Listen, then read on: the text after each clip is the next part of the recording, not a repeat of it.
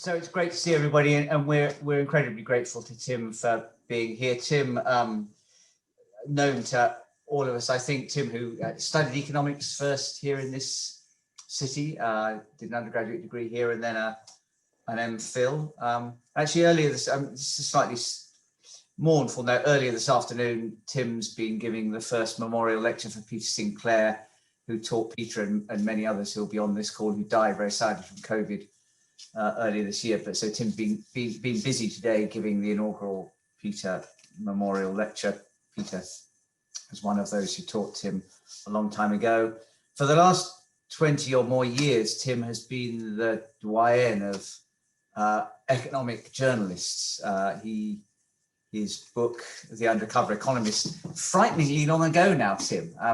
No. Years ago, and part of a movement of bringing economics to life, trying to take the insights that were coming from the cutting edge of economics and make them accessible to a wider public, which Tim has done through a whole series of books. And of course, it's a new book from Tim that we're particularly marking today, but also through a series of articles in his columns in the Financial Times and elsewhere. And latterly for now well more than a decade as the presenter of More or Less, the BBC radio programme about statistics and mathematics. So we're extremely grateful to Tim, who is a long-standing member of Nuffield, was a visiting fellow for 8 years from 2010, and now is an associate member. And because he lives so close, we're lucky enough to see him often. This book, the new book, How to Make the World Add Up, is fresh off the presses. You can get copies from all good bookshops, from Amazon, from Blackwell's. So do support your local bookshop and go and get hold of a copy. And we're going to talk about it now. What I thought, how we were proposing to begin was that I pick a particular issue that Tim talked about in the books and ask him to introduce how he'd been thinking about that and some of the ideas in the book for 10 minutes or so. And then we'll range over other chapters of the book. We're probably not going to have a chance to cover all of the ideas in the book, which is another good reason for getting a copy of your own. But we'll go as widely as we can, but do also use the Q&A function. So if there are things that you particularly like us to touch on, do please let us know.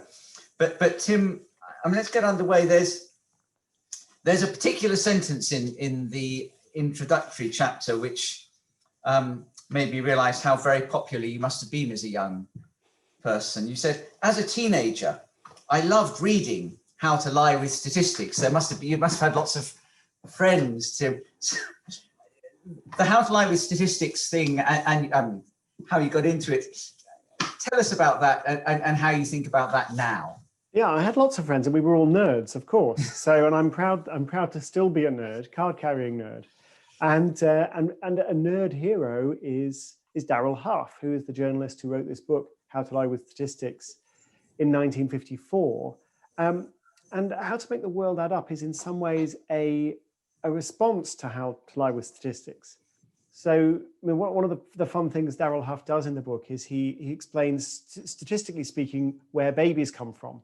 Now, I realize a sophisticated audience such as that dialing into a Nuffield seminar will have their own rather disturbing theories about where babies come from, but I can assure you that they are brought by storks. And Huff is able to prove this statistically. And one way to do this, there's actually a more modern peer-reviewed paper on the subject, is simply to look at the breeding population of storks in different European countries and to look at the number of babies born each year. And if you can plot a regression or you just draw a graph, you will find there's a very strong correlation. P equals 0.008 in the jargon, and it's not a coincidence. So why is there such a strong correlation between storks and babies? It's pretty simple. There's lots of room for storks and babies in Poland, in Germany. There's not very much room for storks or babies in Liechtenstein, Monaco, or Luxembourg. And that's basically what's driving this result. But Darrell Huff's book is full of that kind of things, full of these kind of fun examples of misleading or deliberately misused statistics. And it is allegedly the most popular book about statistics ever written. Well, what has started to make me uneasy and why I felt I needed to write a response is the fact that it's so easy for nerds like me, and if I'm maybe so bold, nerds like you, Andrew, so easy for us to fall into the trap of just debunking, of simply saying, oh, I'll show you how the trick's done. I'll show you how this particular liar is telling this particular lie. It's fun to do that. And that's why other popular books about statistics have titles like Bad Science or Innumeracy. But actually, there's a lot more going on with statistics. So in the very year that Huff published How to Lie with Statistics, 1954, Richard Doll and Austin Bradford Hill published some of the first serious evidence that smoking cigarettes dramatically raises your risk of lung cancer. And of course, there's no way that they could have arrived at that conclusion. There's no way they could even really have formulated the hypothesis without using statistics. So you've got these two views of statistics. You've got Huff who's saying it's a trick, and you've got Doll and Hill saying it's a tool. This is a vital tool. It's like a telescope for an astronomer, or radar for air traffic control. There are just things that you can't see in any other way without unless you use statistics. So that is how I begin the book. And that, I think, was, to me, a very interesting realization that there were these two visions being rolled out in 1954. It was a warning to my fellow nerds not to get trapped in this notion of debunking, not to get into the mode of just showing how the trick was done, but also to try to open people's eyes to all of the insights that we can gain from statistics. And then I found something out that made me really squirm, which was that in 1965, the US Senate held a hearing to decide whether health warnings should be placed on packets of cigarettes. And they asked various expert witnesses to come along, to the cancer specialists and the biostatisticians and the epidemiologists. And one of the people who showed up to testify sat there in the chair in front of the committee and said, well, you don't want to believe everything you hear from statisticians. Do you know what? Statistically speaking, I can prove that storks deliver babies. And he went on to explain how there's a correlation between the population of storks and the population of babies. And of course, it was Darrell Huff, was the author of How to Lie with Statistics. And he had been paid by the tobacco industry to show up and do what he did best, which is to convince people never to believe a word that a statistician said. So you get this charming little book, and that's how it all ends. And I wanted to persuade people to look at statistics in a different light, in a more constructive light. And here to all that. Why do you think, and I'm actually convinced that's a problem, and certainly it's been my long experience, that people often, they notice the statistics when there's something going wrong, and when there's something marvelous being uncovered, they tend to focus on the marvelous thing that's being uncovered rather than the statistics that are behind that. Yes, absolutely. Core problem that's going on here, or is there something deeper that leads to this tendency to think statistics means when things are being done wrong? Yeah, I mean, I think it is partly the habits of you and I and other numerical folk that it is so easy to lapse into that. And it's not just us, it's not just me, it's not just you, Ben Goldacre and John Allen Paulos and David Spiegelhalter and all of these sort of wonderful statistical communicators. It is so easy to start with what's gone wrong. And that's the hook, that's what's funny, that's what people want to hear. And we need to make a conscious effort to go on and say, okay, but here's what's going right. So that's part of it. I think you're right, Andrew, that people focus on the statistical misdeed, but then they find the statistics are invisible if they're all going well. I mean, nobody cared two hoots about how data were being gathered for the test and trace system or for Public Health England's reporting of coronavirus cases until it turned out it was an Excel spreadsheet, which is not the right software tool. And then suddenly everyone was fascinated by the subject. So that's part of what's going on as well. And one thing I've tried to do with the book, so a friend of mine, Matt Parker, who is in fact a spreadsheet expert, said, oh, so you've written a book about how to think about statistics. And I said, actually, I don't think I have. At least I've tried to do something else. What I've tried to do is to write a book about how to think about the world. And my argument is statistics are an important tool in doing that. But the focus is on understanding the world, not on understanding the statistics. So, let's follow that up a bit. So one of the things about statistics in your book is that you describe how there are lots of things going on which without statistics we can't really describe at all. It would be hard to describe how many people are on this call without using a number at the most simple, or indeed how many people have tested positive for COVID without using a number. We need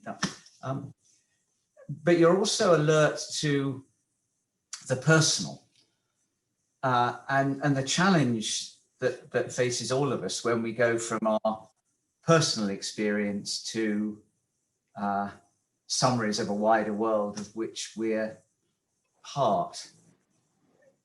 Can we link those two together? Is there a way of linking together our personal experiences and an understanding derived from statistics of the wider world that we're interested in? Or is there a fundamental disjunction between the personal and the statistical? Well, I think there's a tension between them, but I think that if we're going to be wise about the world, we have to be able to use both.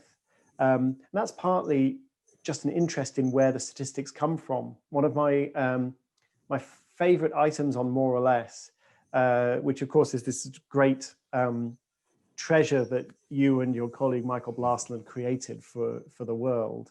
One of my favorite items was when you, I can't remember which of you it was, or whether you sent a roving reporter, but you went to the ferry traveling between, I think, Dover and Calais, and just interviewed people. Just remind me what you were doing. We were just trying to understand immigration statistics, but you did so by taking an interest in where those statistics actually came from.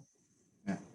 It was the International Passenger Survey, much loved by people worrying about migration statistics. And the ONS staff couldn't interview people as they got onto the ferry, because if you interviewed people as they got onto the ferry, there'd be a very long queue. So they would note down how people were dressed so that they could then, on the ferry journey, go and find them and interview them about where they were coming from, where they were going to. It turned out that in one case it was tricky because somebody got onto the ferry in one set of clothes, then went straight to the loo and changed into another set of clothes, so it's no longer readily identifiable. So yeah, that was a very clear example of the link from the very individual to something much bigger than that. Yeah, and I think showing that sort of interest in the curiosity in where the numbers are coming from gives you, I think, simultaneously a sort of a skepticism, a knowledge of the limits of statistics, and at the same time a respect for the amazing efforts of statisticians and this whole sort of statistical apparatus. But that's part of one of the things I found about this pandemic is there's been this incredible, almost heroic effort to gather data from the level of getting the swabs and collect, this wretched Excel spreadsheet where we put all the cases and trying to figure out who's infected, and the Office for National Statistics doing a representative survey of the population. We've got the symptom trackers on apps. We've got this international effort to figure out where the cases are, where they're spreading, who's at risk, how many cases are asymptomatic, which treatments work, which treatments don't work, hydroxychloroquine doesn't work, how the vaccines, all of this, there's this huge statistical effort that we see and we, I think, appreciate, we're more likely to appreciate. And I think what people don't generally appreciate is that in a quieter, calmer way, this is happening all the time. The statisticians and statistical agencies are constantly trying to understand what's happening to the weather, the climate, the economy, the health of the nation, and so on and so on. But we take it for granted. We read books like How to Lie with Statistics and we laugh about it. And then when something goes wrong, we really suffer. So I hope that people are going to start to realize the enormous effort that goes into building this statistical infrastructure that's supporting our understanding of the world. And yeah, of course it's flawed and people make mistakes all the time. But where would we be without it? What about people? There've been a few occasions in the last couple of decades when people, I think most obviously in the UK, some people at Ipsos Mori have gone and investigated how accurate the view of the world that representative groups of the population have. And it turns out that it's not very accurate in some quite striking ways. Do you think there's a sort of universal truth here? And is it related to our own prejudice and experience, or what? What's going on? Well, we process information about the world with our guts as well as with our brains. We're very much influenced by our preconceptions, by our political preferences, by what our friends think. This is why there are 10 rules in the book, and the first rule is notice your emotions, because what we choose to dismiss as fake news and what we focus on and retweet and share, those decisions are overwhelmingly emotional decisions. And I'm not saying ignore your emotions or suppress your emotions, but I am saying probably best to count to 3 and take a deep breath and notice that this claim on social media or this newspaper headline is having, a visceral impact on you. And notice that before you do anything else. And you're already, I think, on the way to thinking more clearly. So there's that, and we've got to be wise about that. I tell stories in the book about really subtle, making really, really big mistakes because they're led by what they want to be true. These surveys of what people think about the world, they are so interesting, and I never quite know what to make of them. So the idea that I forget the number, but it's something like 20% of teenage girls are pregnant. And so I seem to remember as one of these data points. When you stop to think about that, you must well, that must mean then that on average, every teenage girl has at least one baby by the time she turns 18. And of course, some don't, but some will have 2 or 3. You just look around, this can't possibly be true. It actually strains the limits of biological credibility. But do people actually think this? Or what are we really learning that people really know what 20% means? A really interesting example of this, there was a recent survey, or it came out over the summer, that got a lot of press, that found that people think that 7% of the UK population has died of COVID. And the real number is about 1 in 1,000. Depends how you measure it, but something like 1 in 1,000. So that's out by a factor of 100. So one theory is people have absolutely no idea. They've been terrified out of their wits by the epidemiological industrial complex that only wants to crush people's spirits and no one has again. That's one theory. Another theory is that people don't really have a very good grasp of percentages, because if you ask them how many people have died, they tend to be much more accurate. They will say, well, tens of thousands of people, which is right. So they're giving 2 answers that are mathematically not comparable with each other, but one of these answers shows a reasonably good understanding of the world and one of which doesn't. And there are various theories about how people come to this 7%. It's partly that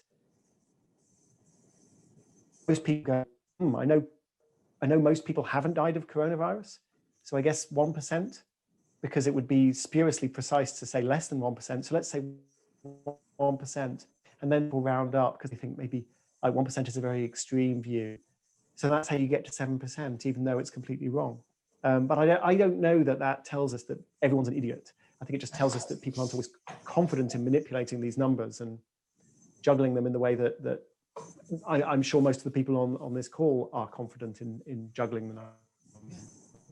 And do you think it also, so something that I've often felt, although I don't know whether it's true, is that there's a tendency to treat numbers and statistics as something completely other than other forms of language, so that most highly educated people faced by a sentence or a paragraph that is just words, but that is incoherent nonsense, will automatically interrogate it and say, actually, no, this just doesn't make sense. This sentence is not a consequence of the previous sentence. This is gibberish. But that somehow we don't in public life always see that same kind of scrutiny applied to numbers, that we treat numbers as a sort of different form of language and don't engage so much with it. Do you think there's anything? Yeah. I think that's right. And I think that's where a lot of this cynicism comes from. It's a sort of reflexive, defensive crouch that I don't want to be fooled by people talking a language I don't understand. And one of the things I'm trying to do in the book is to give people more confidence and a sense of, their own kind of empowerment, that actually a lot of these questions are not that difficult to ask. They don't require advanced mathematics. So, I mean, Andrew, you always used to say more or less, always ask, is that a big number? That was one of the first questions, that it's so inspirational. There's a gentleman called Andrew Elliott who wrote an entire book titled, Is That a Big Number? Just inspired by this one question. And one of the tools he suggests in this book is called a landmark number. And the idea of a landmark number is you should just know the population of the country you live in, for example. How high is a skyscraper, or how far is it from London to New York, and just carry those sorts of numbers in your head. And once you have a few of those numbers, you can very quickly start to make comparisons. So just an example, Matt Hancock, the health secretary, over the summer said, look, if everyone who was overweight lost 5 pounds, the NHS would save 100 million pounds over 5 years. And when that statement was made, lots of people emailed me to say, well, what's the evidence? How does it know this? Da, da, da, da, da. To which my response is, can we just interrogate for a moment what he said?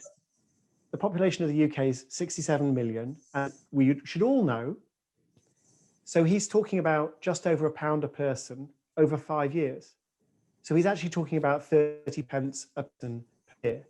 So what Matt Hancock just said is, if everyone who's overweight in the country lost 5 pounds, the NHS would save a completely negligible amount. It wouldn't make any difference, 30p a person. Yeah. And at which point you just go, well, I wonder why he even said it. I'm surprised the number isn't slightly bigger, to be honest. But my 9-year-old son could do those sums. You don't even need a calculator. You don't need Google. And we all have access to Google, and we all have access to a calculator. So it's not hard to do this. But that's something I think we need to rise to that challenge more often. Yeah. I'm going to break off from what I was going to ask you, because Ruth Keir, one of the people in the webinar, just sent a question which I think would be worth talking about. Ruth, and I think she's talking about the Ipsos Mori type surveys, when you go and ask people what they think about it. And she says, could you comment a bit more on the surveys? They themselves rely on survey sampling and appropriate subsequent analysis. Is that done, or could the surveys themselves be biased? I clearly need to buy the book. Yeah, the surveys can be biased. So there's a very famous cautionary tale of the Literary Digest poll in the 1936 presidential election, which had 2.4 million respondents and confidently predicted a landslide for Alfred Landon. Who is Alfred Landon? Exactly. And George Gallup, he of Gallup, conducted a much smaller poll with a representative sample and correctly predicted a landslide for Franklin Roosevelt. So that shows that the size of the poll is irrelevant, but it's not nearly as important as ensuring that the poll is representative. And it's quite hard to make sure these things are representative. It takes a lot of effort. So, for example, in the 2015 election, which is about 8 elections ago, it seems a very time ago, you may remember it was predicted to be a hung parliament, but in fact David Cameron's Conservative Party won, and he'd still be in office even now. No, he would just have had to have had another election. It's incredible. Anyway, why did the polls get that wrong? The theory the pollsters had was it was a late swing. So at the last minute, people got nervous about Ed Miliband teaming up with Nicola Sturgeon, or maybe it was Alex Salmond at the time, and there was a late swing to the Conservatives. But actually, when the British electoral survey went back and tried to replicate what had happened, they went door to door and asked people, and they found that they got the same results as the pollsters. They asked people how they'd voted, and the result was a hung parliament. Labour did much better. So they went back to the people who hadn't answered the door the first time, and they got a few more Tory voters. They went back again, went back again. When they'd gone back 6 times and got everybody, they replicated the result of the election. So it turns out, in retrospect, it wasn't a late swing. It's the fact that for some reason they had struggled to find Conservative Party voters. And these are known problems, but they are hard problems to solve. And there's only so much money available for this sort of political poll. I remember one of the country's leading pollsters telling me, look, the X poll, which so often is correct, it's not infallible, but is so often correct, not only do they have the luxury of forecasting people who've actually voted, but also they spend £100,000 on that thing, probably more. They spend about £2,000 on a typical opinion poll published for free by a national newspaper in order to get the name of the polling company under the opinion poll and get some press coverage. So really, what do you expect if it's done that cheaply? So yeah, not an easy problem to solve, but you throw enough resources at it and you can solve it. And that relates to a question that's come up from Tim Loinig, who said, can I ask a follow-up to that?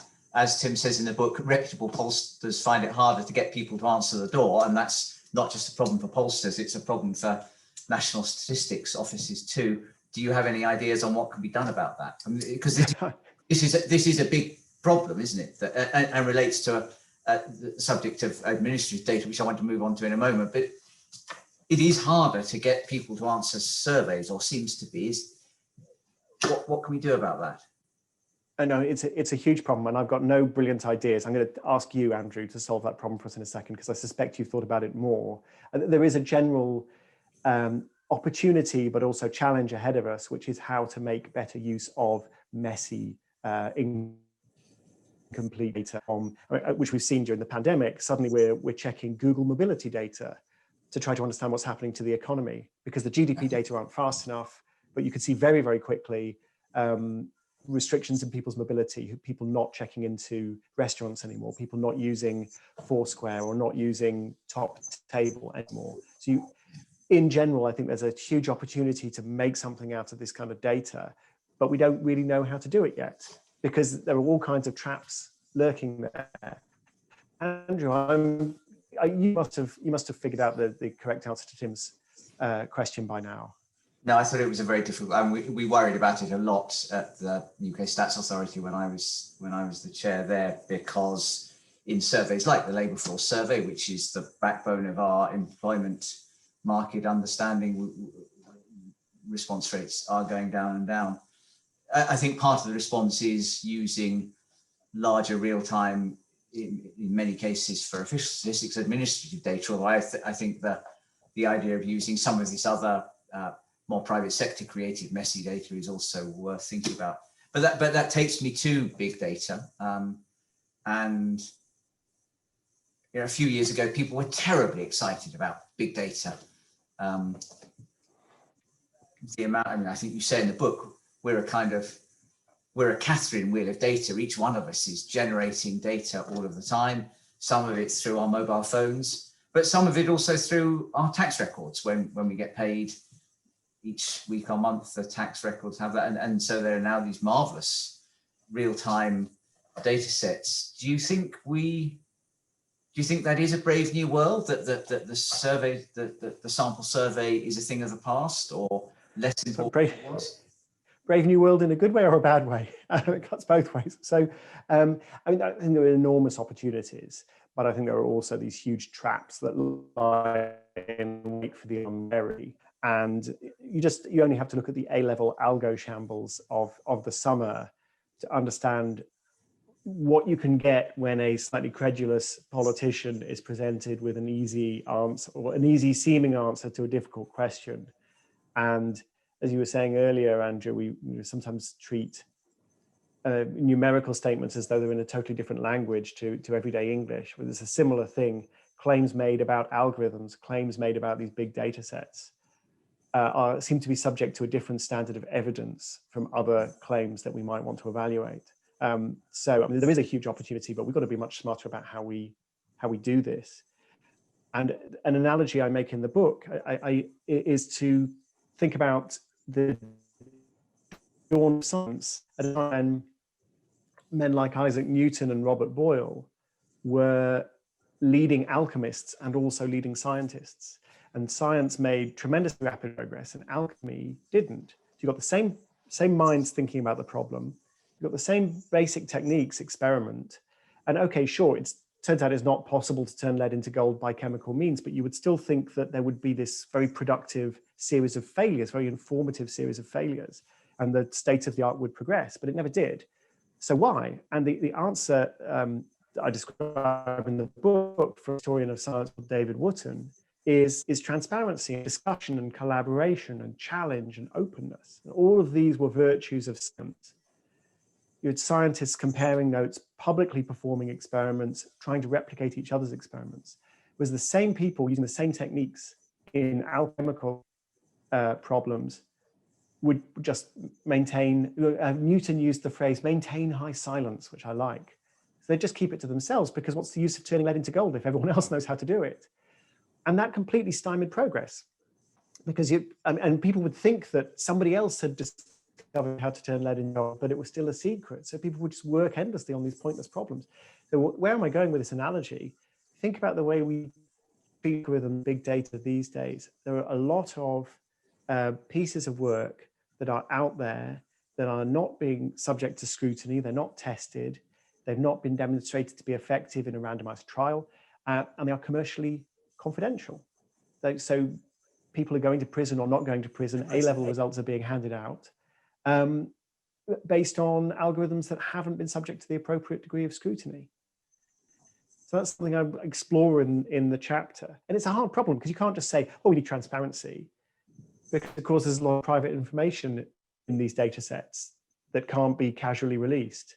But we need to get a lot more intelligently open about the way we scrutinize these algorithms and these data sets. But questions coming that I think is in a way related to it, because this is an area, so transparency is clearly a central issue, and there's a great deal of economics about how transparency might help us. But so Martin Ellison, one of our economics fellow here, asked whether you think there's any information in betting odds, spread betting, bets on the US presidential election. In a way, the betting market is, in some senses, quite transparent, particularly these days. Odds are visible.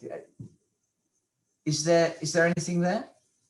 I think there's definitely information. The betting markets have to have something to go on. So they're particularly useful in situations where there's lots of private information that can be aggregated, and where people don't have an incentive to reflect private information. So I was, when I worked for the World Bank 16, 17 years ago, we were interested in this rather radical idea of using betting markets to shed light on political risk.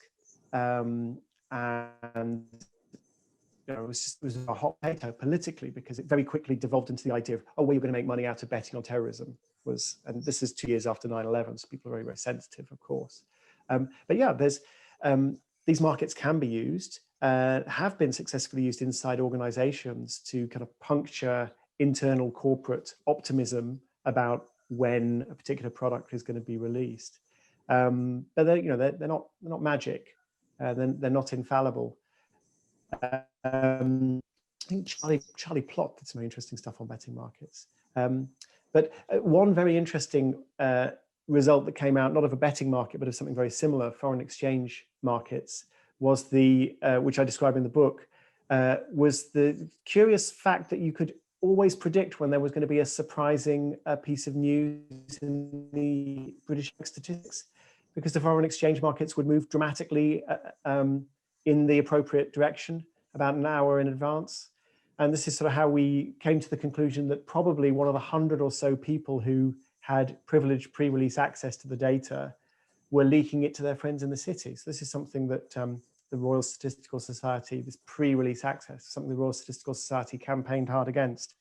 But one of these wonderful things where the market reveals that somebody is cheating, and you can take appropriate action. So sometimes the numbers can tell you something that you didn't otherwise know. We've had a few questions come in that are all of the form. So a question from Martin Linton, one from Neil McCulloch. Is it a problem that journalists in general and politicians in general either are or like to present themselves as not very numerate? And what could we do that would help? How could, if we want to see a society where numeracy is valued, where people think hard and intelligently about statistical claims as well as claims made in non-numerical words, what could we do? Is there more? Is there more? So, yeah.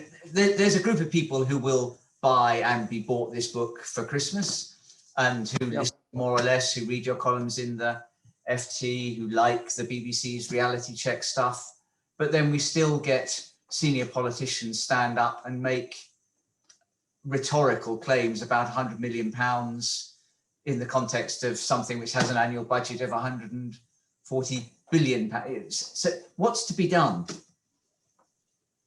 Yes, what's to be done? So, well, we need to write more books and get more people to buy them. One of the things I'm trying to do is to get people to understand this is actually not as difficult as they think. Anybody can do it. And it is about simple human virtues of curiosity and humility, being willing to ask the right questions, being willing to change your mind, being willing to treat respectfully views that strike you as wrong, rather than advanced mathematics. So that's what I'm trying to do. Hopefully that will move the needle in some way or another. I mean, the problem with political rhetoric, I think, is much more than statistics. This goes to the fact that the way that politics works is people trying to win an argument, people trying to score points. And I don't think that we're going to change. I hope that politicians are somewhat more numerate in private. I think it's too much to expect them ever to be numerate in public, because it just doesn't help. But I hope they're more numerate in private. And evidence from Philip Tetlock's Good Judgment project, very interesting project on forecasting, suggests that even quite short courses in statistical and probabilistic thinking can really help people to think more clearly about how to combine their own personal experience with the numbers that are coming in from the world, and to do that in a wise way. So there's room for improvement, but in the end, I think one of the things I'm trying to get people to understand is it's actually not as hard as you think. You can take a few steps towards statistical wisdom, and you won't immediately trip up and fall flat on your face.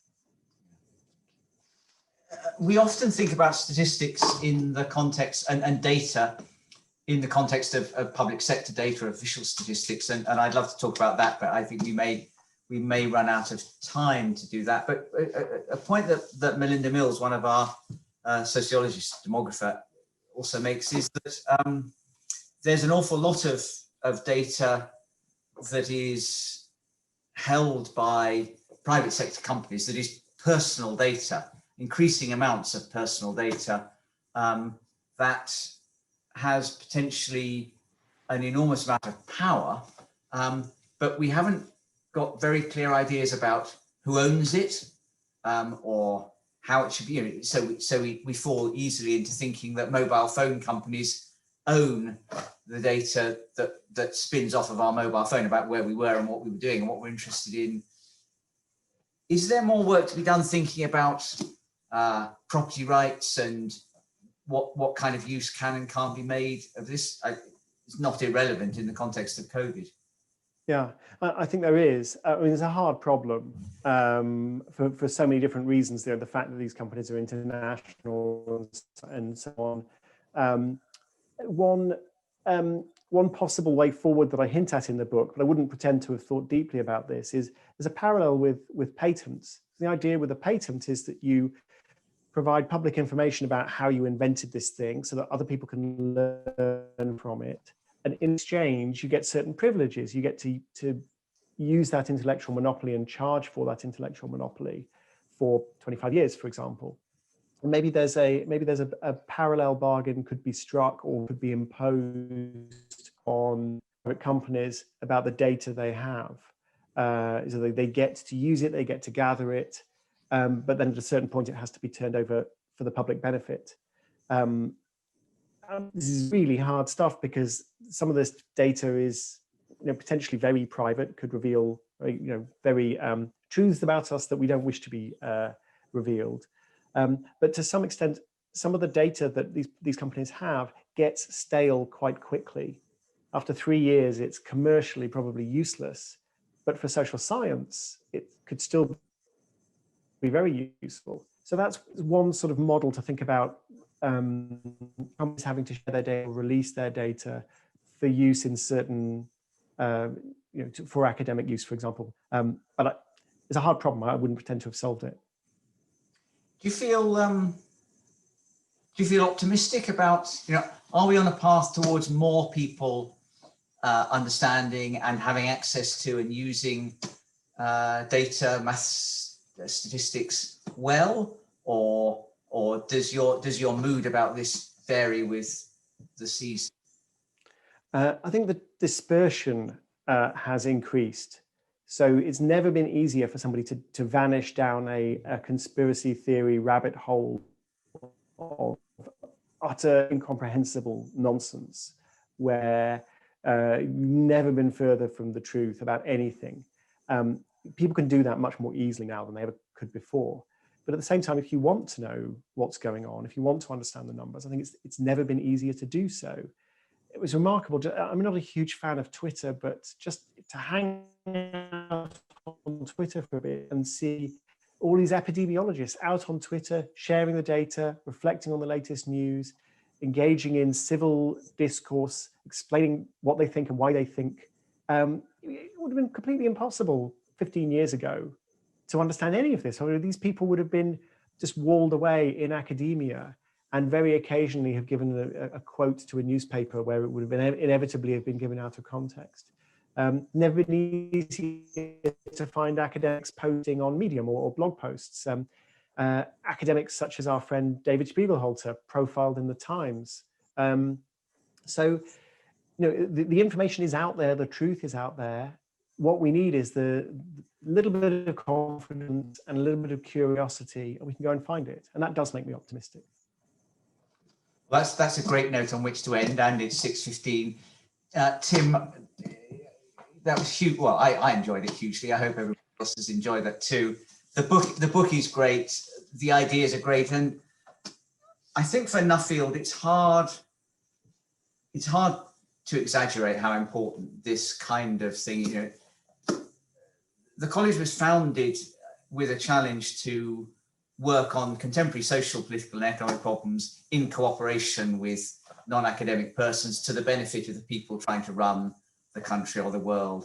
This stuff really, really matters. And so I'm incredibly grateful to Tim. It's great to hear that enthusiasm. We should stop now. Tim has an appointment to go and cook dinner for his family. And so I hope that goes well. I hope you measure the ingredients out in an accurate but overly pedantic way, because who knows, they may not all be uniform.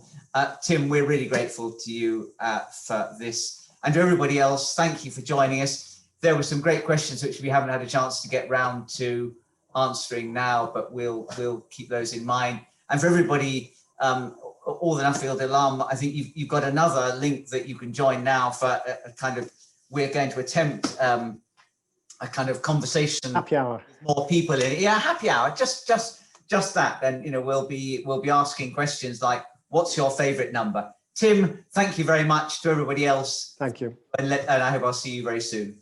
Take care. Thanks, Tim.